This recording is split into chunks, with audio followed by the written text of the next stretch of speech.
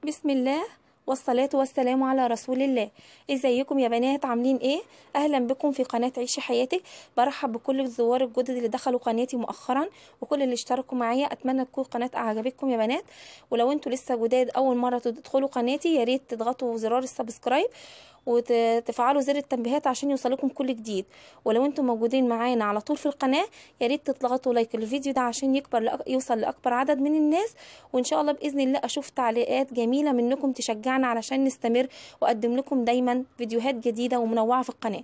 النهارده هاخدكم في جولة في معرض ادوات منزلية صراحة تحفة جدا. ما مسكتش نفسي عن التصوير، قلت لازم اصور لكم الحاجات الجميلة التحفة اللي انا شفتها. اول حاجة بدأت بحاجات البنورات بقى وحاجات النيش بقى والكاسات والكلام ده. دايما كل البنات المتابعين في القناه عارفين ان احنا بسم الله ما شاء الله عقبال عندكم الجهاز في اختي، فكل ما بنزل معاهم مع اخواتي ومع ماما واي محل ما بيعجبني اي حاجه بصورها لكم. شايفين يا بنات الكاسات، كل ما بنروح اي محل بنلاقي موديل غير الموديلات التانية وحاجات صراحه يعني كل ما نقفل نقول خلاص مثلا احنا جبنا حاجات النيش نشوف حاجات تانية تعجبنا فنجيبها. بسم الله ما شاء الله حاجات تحفه تحفه، يعني كل محل وكل مكان مختلف عن التاني خالص. ده شكل كاس كده برضو عجبنا، ودي العجانات وشكلها جميل. البينك ده عجبني قوي قوي، كان قال لي 1200 تقريبا في الحدود دي. حاجات يعني راقيه جدا، يعني من كل محل تلاقيه مختلف عن التاني. ده اللي انا فعلا استغربت له. مثلا انت ممكن تنزلي تشتري ملابس بتلاقي الموديلات كلها تقريبا واحده، لكن الادوات المنزليه بتلاقي كل مكان مختلف عن التاني. دي كده العجانات، وده اللي هو الكبة والحاجات دي كلها برضو اسعارها كانت 450 تقريبا. وده الميزان الحساس كان تقريبا سعر 450 برضو. اتفرجنا على حاجات كتيرة قوي. ده برضو اطقم اللي هي التوابل والحاجات دي، احنا جبنا منها كتير قبل كده بس ما جبناهاش عشان احنا جبنا منها. وديت الحلال الجرانيت بقى والحاجات دي. انا والله الصوره تتحدث عن نفسها، يعني عايزه اشوفكم كده بتتفرجوا كده مع نفسكم، بس لو في اي حاجه محتاجه توضيح انا هوضح لكم يا بنات. في حاجات انا شارياها طبعا من وانا كنت بكون معاهم في اي مكان بجيب حاجات. الحاجات ان شاء الله باذن الله هعرضها لكم برضو خلال الفيديو. عجبتني جدا الازايز دي جدا، خاصه اللي عليها يوتيوب دي، كانت الواحده ب10 جنيه بس. بس صراحه ما جبتهاش علشان حسيت 10 جنيه، يعني حسيت الازاز بتاعها مش نظيف فما جبتهاش. ودوت اللي هو بيكون جواه كده زي الحاجات اللي بتعمل فيها دودكس وكده. ده طبق عيش، في بقى منه مدور وفي بيضاوي وفي مربع. ده تركي كان ب28 جنيه او 27 حاجه زي كده. بس ده عباره عن زي قماشه كده، بس اللي هي يعني مش بيلزق فيها الحاجات، تقدري تنضفيها، وزي حاجه خوص كده بس جميل قوي. علب التلاجة بقى ما اقولكيش بقى على الاحجام وعلى المقاسات والانواع، مايكروويف ومش مايكروويف كله. انا عارفه اي ست بتحب الجولات دي وبتحب تتفرج على الجديد دايما. انتوا عارفين انا مجرد ان انا انزل المحلات دي يا بنات والله مش شرط ان انا اشتري، بحب ان انا انزل الحاجات دي او ممكن اجيب شويه رفايع. بس انا مدمنه ادوات مطبخ ومدمنه محلات ادوات منزليه، احب اتفرج عليه كده. حتى اي فيديو ينزل في اليوتيوب عن الحاجات دي تلاقيني فتحته على طول وقعدت اتفرج على الحاجات دي. مجرد حتى ان انا اتفرج عليها باخد خبره، بعرف ايه الجديد، بعرف ايه اللي نزل السوق جديد. بتعرف على حاجات ما كنتش عارفه استخدامها. ممكن مثلا حاجه مثلا اروح اي مكان وما بقاش عارفه اصلا دي بتستخدم في ايه، فواحده تعمل فيديو تقولي بتستخدم في كذا فبكون عارفه. طبعا دي صفايات الرز بقى والحاجات اللي بيتغسل فيها والبلاستيكات. بيغريني قوي القسم ده، يعني القسم ده عامه بيغريني جدا يعني. اضغطوا لايك بقى للفيديو يا بنات، ما تنسوش بقى تدعمونا بلايكات عشان اللايك هو والله اللي بيرفع الفيديو. الواحد بيتعب جدا في التصوير، يعني انتم متخيلين لما انا بكون في مكان زي كده ما بكونش اصلا مستمتعه بالتصوير، لان بيكون صعب جدا معاكي ناس وبتقعدي تصوري ومش عارفه ايه، بس عشان اجيب لكم كل جديد في القناه. طبعا لسه يعني دلوقتي هنشوف حاجات اجمل من كده بكتير. دي شويه الرفايع بقى والحاجات اللي هي العاديه اللي الكل عارفها. دي كانت طبعا طالعه منها بيضاء وطلع منها مربع، كل شويه بيطلع حاجات جديده يعني. خلاص دي كده قسم البلاستيكات كله يعني. والمشتريات اللي انا جايباها من الجوله دي هعرضها لكم من نفس الفيديو عشان تشوفوا الحاجات اللي انا جبتها. كنت عرضت منها جزء قبل كده في فيديو اخر روتين، وكذا واحده قالوا لي الصوت مش واضح ومش عارفين جبت الحاجات بكام وما اعرفش ايه، فصوروه لنا تاني، فانا عاملاه تاني وضايفه عليه حاجات برضو. ده الصيني طبعا. ده بصوا يا بنات، ده اطقم شاي وجاتو، صراحة تحفة جدا. بس ده في بلدنا هنا، ده مش من المكان اللي انا كنت مسافرة فيه، ده هنا محل في بلدنا. صراحة بسم الله ما شاء الله حاجاته تحفة. كنت رايحة اجيب حاجات ليا انا مش لاختي، ده بقى ده يعني كنت رايحة اشتري حاجة ليا انا لبيتي، فروحت المحل ده فبرضه صورت لكم فيه وضفته على الجولة اللي فاتت. تمام، زي ما انتوا شايفين كده دي كلها اطقم عشاء، عجبتني جدا. عجبني بقى الستايلات كده والحاجات صراحة، يعني هو بيجيب دايما الحاجات اللي طالعة الحديثة دايما اول باول. يعني ده اطقم الصيني، احنا جبنا لاختي برضو طقم صيني على رصاصي كده بس جميل خالص. ده الاركو بايركس. دي هنا بقى ايه اطقم حاجات النيش كلها، يعني دي كله حاجات نيش، اللي هي اطقم القهوة بتاعة النيش، والمجات برضو ممكن تتحط في النيش او على الرخامات. اطقم الشوربة والحاجات دي كلها برضو عنده.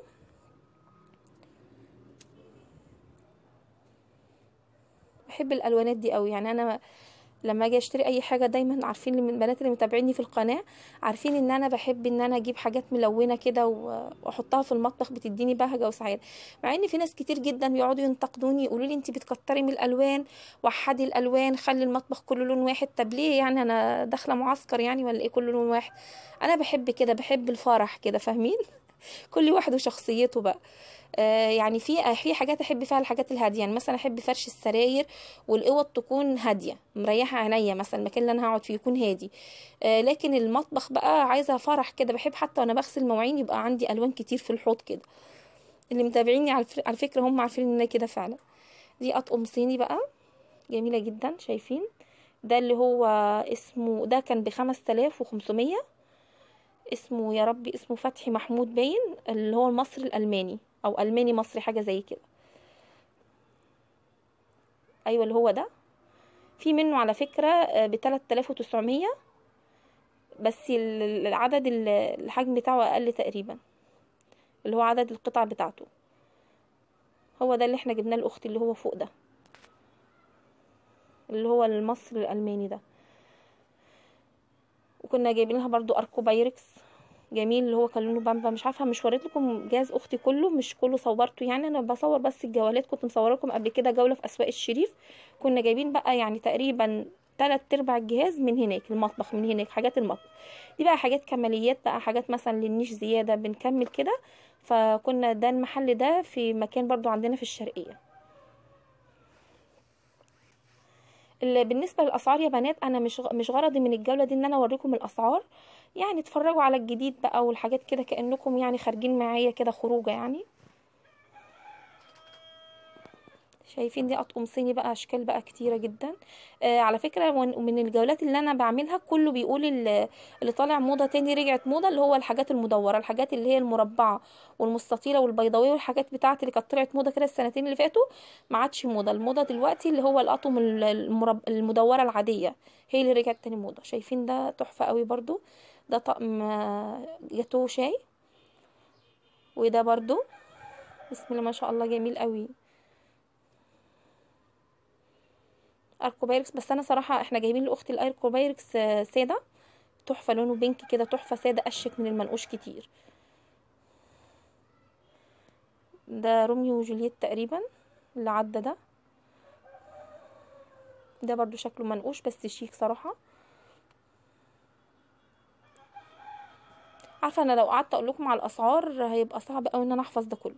في لسه بقى هندخل دلوقتي برضو نشوف شويه كاسات تانية تحفه جبناها اوريها لكم. طقم كاس عبارة عن 3 أحجام، برضو جايبناه للنيش، هو ب700 وشوية، طقم كاسات للنيش. كل والله زي ما بقول لكم لما نقفل بتلاقي حاجة تانية طلعت لك. أي عروسة كده على فكرة تحس إنها قفلت وبعدين يطلع لها حاجة تانية شكلها حلو، حاجة تانية طلعت نسيها. كل العرايس كده على فكرة يعني. ده برضو هنا شوية رفايع تانية. الإدمان بقى، ده الإدمان، أنا اللي رايحة سايبك كله كده على ناحية ورايحة بقى أبص في الحاجات دي عشان أفضل بقى أجيب كل شوية منها. بتكون رخيصة مش غالية، بس بحس إنها بتفرحني يعني. كل شوية لما بقى مثلا أجي، ده طقم الكيس الأنبوب اللي أنا جبته، كل ما تيجي تجيبي حاجات من دي بتحسي إن أنت بتجددي في المطبخ كده. طبعا دخلت على الكوبايات العادية بقى، اللي هي بتاعة العادية بقى اللي بتستخدم في البيت لأي بيت فيه أولاد بيكسروا كده، جبت أنا برضو منها، وهوريها لكم في آخر الفيديو حاجات جبتها. اتمنى ان انتوا تكونوا يا بنات مستمتعين معايا بالجوله ديت. دي الكوبايات العاديه خالص. يعني انا صراحه مش عارفه كل الامهات كده ولا انا بس، انا بشتري كوبايات كتير جدا. يعني محافظه على الحاجات اللي باقيه من جهازي شويه، علشان خاطر لو حاجات الازاز بالذات مش ممكن، الازاز عندي بيتكسر بطريقه غير عاديه، رغم ان انا بحافظ كتير والله العظيم، وبحاول ان انا اشيل على طول الحاجات اول باول واعملها. بس بصوا ما تعرفيش الحاجات حتى مجرد ان هم يمسكوها بايديهم. جبت كوبايات بلاستيك، جبت حاجات بلاستيك عشان استعوض عن الازاز برضو بيتكسر، يعني واخدين بالكم.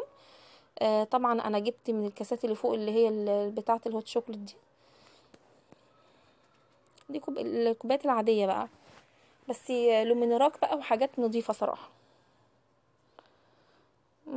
كده قعدت بقى اخد جولة كده سريعة عشان اتفرج، كنت بدور على كوباية قهوة معينة في دماغي، وبعدين برضو جبتها بس ما جبتهاش من المحل ده. ده طقم الكاسات اللي انا بقول لكم عليه يا بنات. ده عبارة عن 3 احجام زي ما انتم شايفين، كده للعصير، وفي برضو للكوكتيل فيه او للجيلي مثلا. 3 احجام زي كده ومنقوش كده منه فيه. ده كان ب700 وحاجة و50، عبارة عن تقريبا 12 و12 و12 او 6 و6 و6 6 و6 و6 18 قطعة، بس خامته نضيفة.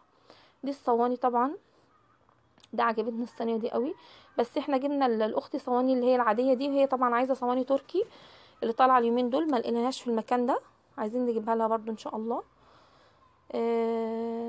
دي طقم دوار كده بيغريني دايما، اللي هي اطقم التوابل دي بتعجبني.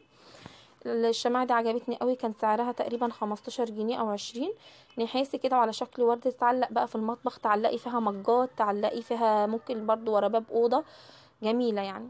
دي بقى المشتريات اللي انا جبتها يا بنات. جبت اللي هي بتاعه الصابون دي، كلكم سالتوني عليها، دي كان سعرها 15 جنيه. طبعا انا استخدمتها خلاص في المطبخ ب 15 جنيه. بالنسبه زي ما انا قلت لكم السؤال برد اهو، من محل ادوات منزليه. كوبايات القهوه ديت اللي هي لها وسط بحبها، او بحب اشرب فيها القهوه، ما بحبش اشرب القهوه في فناجين، بحبها هنا. كاسات الهوت شوكليت دي كانت طقم ب95، التلاتة منهم بحاجه و40 تقريبا. اللي هو برضو كفر الانبوبه جبته. وجبت طقمين ملايات، طقم اطفال وطقم كبير. طبعا كل ما ببقى ماشيه هما بيجيبوا حاجات، بشوف انا بيتي مثلا محتاج ايه وبجيب. جبت مشابك، جبت حاجات بقى من اللي هي اي بيت دايما بتستهلك الحاجات دي وبيكون عايزها. يعني المشابك دي ب7.5، طبعا بجيبها كل شهر برضو. في حاجات كده انا غريبه قوي فيها، كوبايات، مشابك، الحاجات الاستهلاكيه دي مش عارفه ليه ما بعرفش احافظ عليها، والله مش عارفه ايه السبب. ديت فوط مطبخ برضو، كانت الدستة فيها 6 ب55 جنيه. تمام. دي الوان، في منها الوان تانية، بس دي كده جايبه لكم منهم 2 تشوفوهم. هما 6 ب55 وبيمتصوا حلوين قوي يعني. دي اطقم الملايات، دي كانت ب90.